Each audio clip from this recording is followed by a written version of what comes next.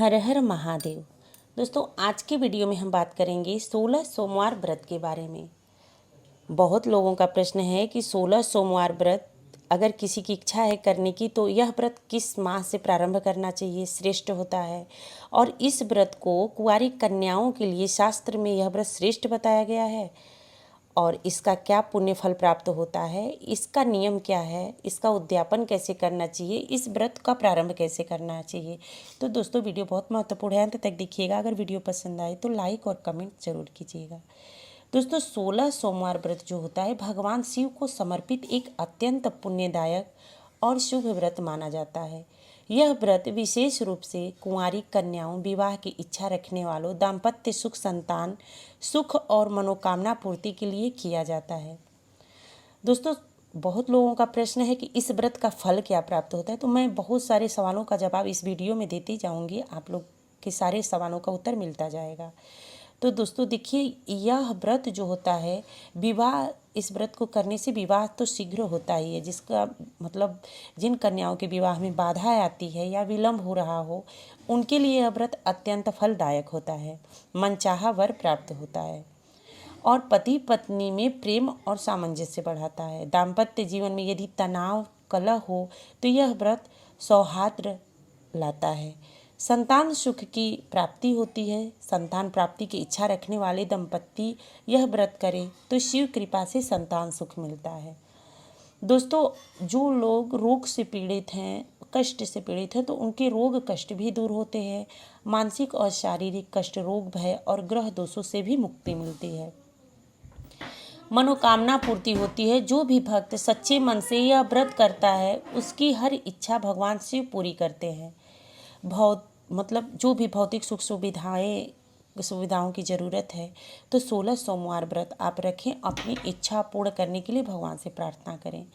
इस व्रत से पुण्य की प्राप्ति तो होती है, आत्मबल और जीवन में स्थिरता भी आती है। काल सर्प, पितृ दोष आदि का नाश होता है। यह व्रत पितृदोष, काल सर्प दोष जैसे प्रभावों को भी शांत करता है। दोस्तों, 16 सोमवार व्रत करते समय कुछ विशेष बातों का ध्यान रखना चाहिए। जैसे व्रत को श्रद्धा और नियम से करना चाहिए। लगातार 16 सोमवार तक यह व्रत करें। अगर बीच में छूट जाए तो शुद्धि करके इसको दोहरा सकते हैं। मतलब अगर बीच में पीरियड्स आ जाता है तो 16 सोमवार बीच में करते हैं तो उसको आगे कर सकते हैं। मतलब एक 16 सोमवार कर चुके हैं, बीच में अगर खंडित है, एक 15 हुआ है, तो अगले मतलब लास्ट में फिर मतलब उसका उद्यापन के पहले एक और कर लें, 2 कर लें, जितना खंडित है उसको आप संख्या में बढ़ा लें। और व्रत पूरा होने पर अंतिम सोमवार को उद्यापन करें। उपवास जो हो करके समापन किया जाता है। जिस दिन आप उद्यापन करें उस दिन दिन भर उपवास करना है, शुभ होता है। ब्राह्मण भोजन कराएं और शिव पार्वती पूजन करें। आप व्रत किसी भी सोमवार से आरंभ कर सकते हैं, लेकिन देखिए, श्रावण मास में कोई भी व्रत शिव का अगर आप शुरुआत करते हैं तो वह सबसे ज़्यादा शुभ होता है। श्रावण मास के सोमवार से शुरू करना विशेष पुण्यदायक होता है। दोस्तों, 16 सोमवार व्रत रखने के कुछ आवश्यक नियम होते हैं जिन्हें श्रद्धा, नियम और अनुशासन के साथ पालन करना चाहिए ताकि व्रत सफल और फलदायी हो।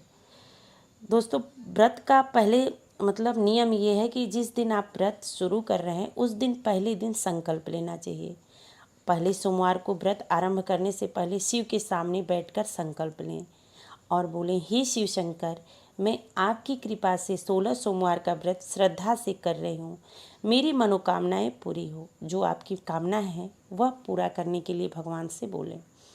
दोस्तों, दूसरा नियम ये है कि प्रातः स्नान करें। जिस दिन आपको 16 सोमवार व्रत रहना उस दिन प्रातः ब्रह्म मुहूर्त में उठें, स्नान करें, शुद्ध वस्त्र धारण करें, सूर्य से पहले उठकर स्नान करें और सूर्य को अर्घ्य दें।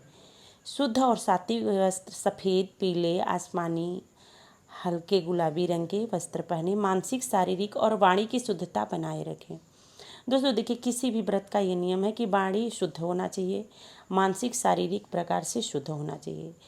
पूजा की विधि की बात करें तो घर या मंदिर में शिवलिंग का जल, दूध, अगर घर में शिवलिंग है तो उनका पूजा करें एक सुबह में, और बाहर मंदिर जान के करते हैं तो शिवलिंग का जल, दूध, दही, घी, शहद, शक्कर, गंगा जल से अभिषेक करें।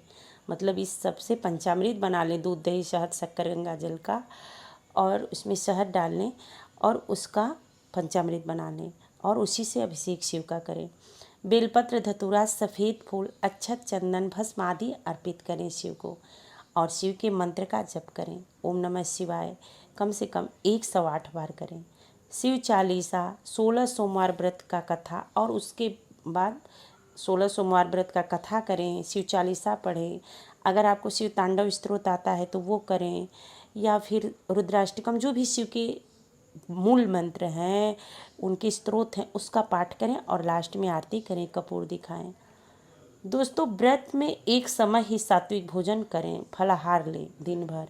अगर दिन भर फलाहार, रात्रि में फलाहार ले सकते हैं। वैसे आप शाम को भगवान भोलेनाथ को आटे का हलवा बना के या फिर सिंघाड़े का हलवा बना के या फिर वो क्या बोलता है खीर बना के भगवान को चढ़ा सकते हैं, उसी को प्रसाद ग्रहण कर सकते हैं। हाँ, व्रत में लहसुन प्याज मांस मदिरा अंडा आदि वर्जित है। मतलब मांसाहार से, आप तामसी भोजन से किसी भी व्रत में बचना चाहिए और शिव के व्रत में बचें।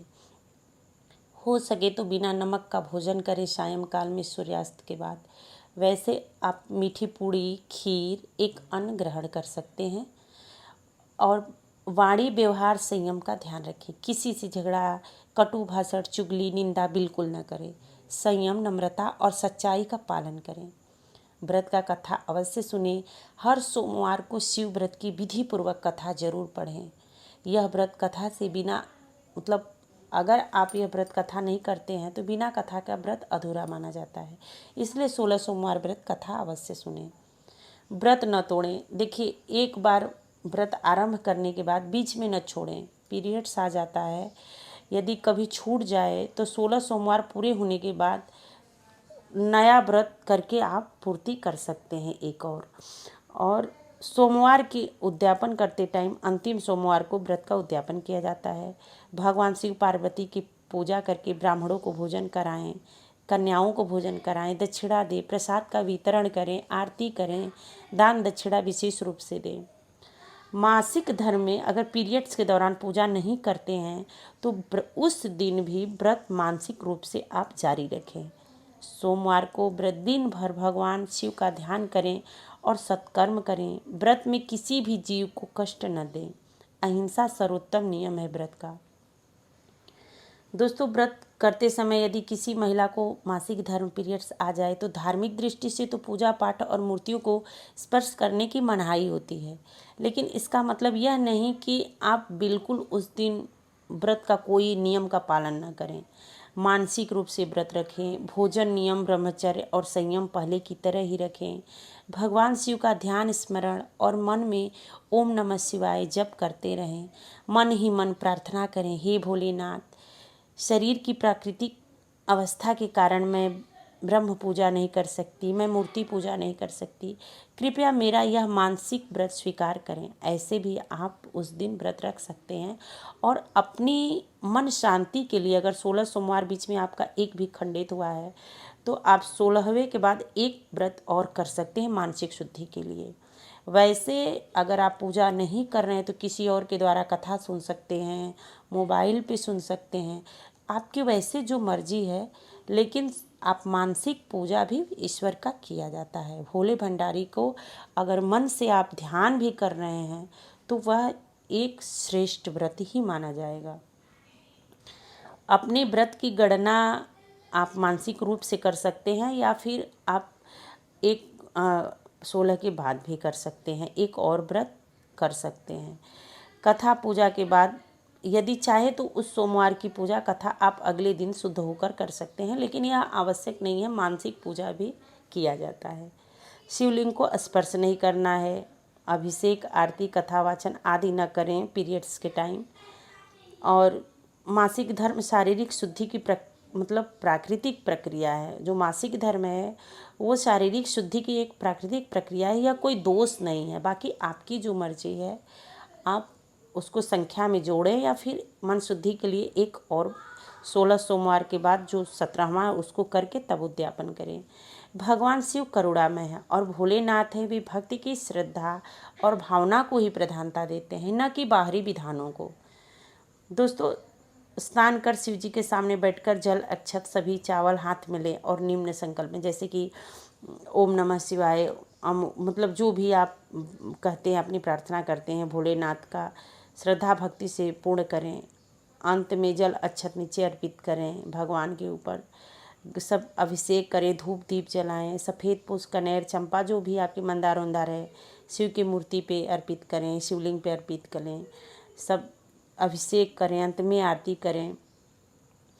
और दोस्तों, इसका सबसे ज़्यादा असर पड़ता है श्रद्धा से। अगर आप यह व्रत श्रद्धा से करते हैं तो इसका बहुत ज़्यादा फल प्राप्त होता है। एक ब्राह्मण, इसका मतलब 16 सोमवार का कथा भी आप लोग को सुना रहे हैं। वैसे यह मोबाइल पे भी आप सुन सकते हैं। अगर आपके पास कोई पुस्तक है 16 सोमवार का, उसमें भी होगा। एक ब्राह्मण और उसकी पत्नी शिवभक्त थे। उनके जीवन में दुख और निर्धनता थी। एक दिन शिव जी स्वयं भिक्षुक रूप में आए और 16 सोमवार व्रत करने को कहा। पत्नी ने विधि पूर्वक यह व्रत किया। कुछ ही समय में उनके घर धन धान्य सुख संपत्ति आ गई। पुत्र रत्न की प्राप्ति हुई। बाद में राजकुमारी ने, एक राजा ने और फिर एक नगर ने इस व्रत को किया और सबकी मनोकामनाएं पूर्ण हुई। व्रत के विवाह, संतान, नौकरी, दाम्पत्य सुख, समृद्धि सब कुछ प्राप्त होता है इस व्रत को करने से। दोस्तों, इतना ध्यान दें कि कोई भी व्रत करें तो सूर्योदय के पहले करें। इस व्रत को फलाहार और सात्विक भोजन पे रखना है। प्याज लहसुन का सेवन किसी भी कीमत में घर में नहीं करना चाहिए। शिव का व्रत रखें तो किसी भी विवाद से बचना है। और इस 5 या 11, जब आप जिस दिन उद्यापन करते हैं उस दिन 5-11 ब्राह्मणों को भोजन कराएं, कन्याओं को भोजन कराएं, वस्त्र दक्षिणा में दें, प्रसाद वितरण करें। और प्रभु के सामने जब पूजा समाप्त हो जाए, उद्यापन हो जाए, तो उनसे प्रार्थना करें, हे शिव शंकर, मेरे इस 16 सोमवार व्रत को स्वीकार करें और मुझे कृपा, शांति, सुख, समृद्धि और मनोकामना सिद्धि प्रदान करें। ओम नमः शिवाय। दोस्तों, ये रहा आज का वीडियो जो मैंने आपसे शेयर की है। मिलती हूँ अगले वीडियो में, तब तक के लिए जय श्री राधे।